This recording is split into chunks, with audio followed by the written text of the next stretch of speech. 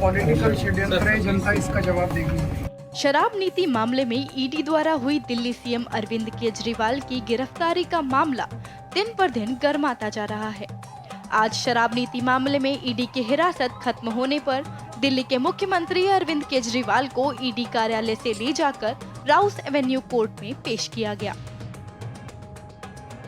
Delhi CM की इस पेशी में शामिल होने दिल्ली के मुख्यमंत्री अरविंद केजरीवाल की पत्नी सुनीता केजरीवाल भी राउस एवेन्यू कोर्ट पहुंची। इसी बीच दिल्ली हाई कोर्ट में अरविंद केजरीवाल के खिलाफ एक जनहित याचिका PIL दायर की गई थी।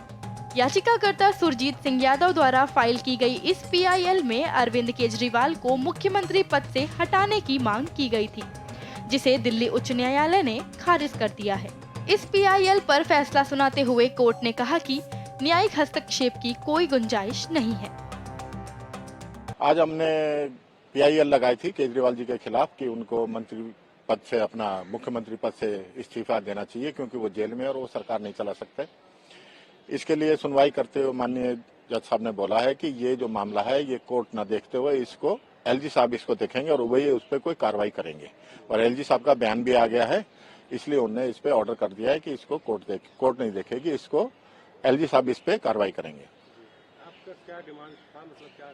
हमारी डिमांड ये था कि केजरीवाल जी अपने पद पे रहते हुए जेल से मुख्यमंत्री पद का निर्वाह नहीं कर सकते, क्योंकि जेल में ना तो वे फाइल मंगा सकते, ना सीक्रेसी जो गोपनीयता की वो शपथ लेते हैं उस शपथ का निर्वाह हो सकता, क्योंकि वे फाइलें अलग अलग लोगों के हाथों से निकलती हुई मुख्यमंत्री जी के पास जाएंगी। और उसके बाद जो दिल्ली में कोई भी आपदा आती है, जैसे बाढ़ आ गई या कोरोना आ गया, तो कोई भी आपात मीटिंग कैबिनेट की मुख्यमंत्री जी नहीं ले पाएंगे, क्योंकि वे जेल में हैं। और इस प्रकार से दिल्ली प्रशासन का, दिल्ली प्रदेश का जो भी शासन है वह पंगु हो जाएगा। इसके लिए उनको इस्तीफा देना आवश्यक है, ये हमारी मांग थी PIL में। कोर्ट के इस फैसले के बाद अब बीजेपी नेताओं ने इस पर अपनी प्रतिक्रिया दी है। दिल्ली के बीजेपी अध्यक्ष वीरेंद्र सचदेवा ने कहा कि अरविंद केजरीवाल के पास अगर नैतिकता होती तो वो इस्तीफा दे देते। हम तो पहले दिन से कह रहे हैं कि ये प्रशासनिक निर्णय है। हाई कोर्ट ने ये कहा है कि ये निर्णय प्रशासनिक निर्णय है, एडमिनिस्ट्रेशन तय करेगा। तो जो संविधान और कानून की व्याख्या है वो सामने आ रही है, लेकिन अरविंद केजरीवाल के पास अगर नैतिकता होती तो अब तक इस्तीफा दे चुके होते। उनका ये कहना है कि ये राजनीतिक षड्यंत्र और उनका आरोप लगा रहे हैं। शराब नीति किसने बदली? अरविंद केजरीवाल ने। लूट खसोट किसने की? अरविंद केजरीवाल ने। उसमें राजनीति कहाँ से आ गई? और अगर इनको राजनीति दिख रही है तो जिन हाई कोर्ट्स के माननीय जजेस ने वो फाइल देखी, जो ये कहा कि भाई जांच एजेंसी को अपना काम करना चाहिए, तो वो भी क्या राजनीति कर रहे हैं क्या?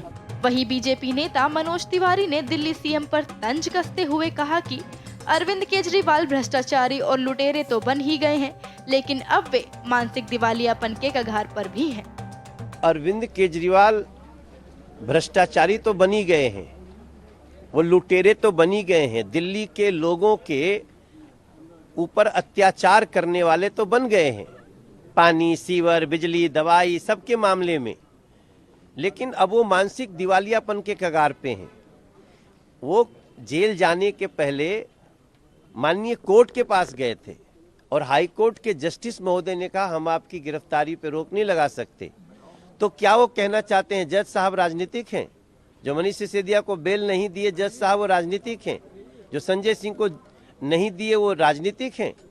आज कोई गया था उनके कि इनको मुख्यमंत्री पद से बर्खास्त करिए, तो कोर्ट ने कहा कि नहीं ये हमारा काम नहीं है। तो ठीक है, अगर वो तो बर्खास्त हो गए होते तो हम तो बड़ी खुश होते, लेकिन माननीय कोर्ट ने जो भी कहा हम उसको स्वीकार करते हैं। कोर्ट है, लेकिन अगर कोर्ट को भी राजनीतिक कहना चाहते अरविंद केजरीवाल तो उनका ये मानसिक दिवालियापन है और जल्दी ही संविधान विशेषज्ञ उनको जवाब देंगे।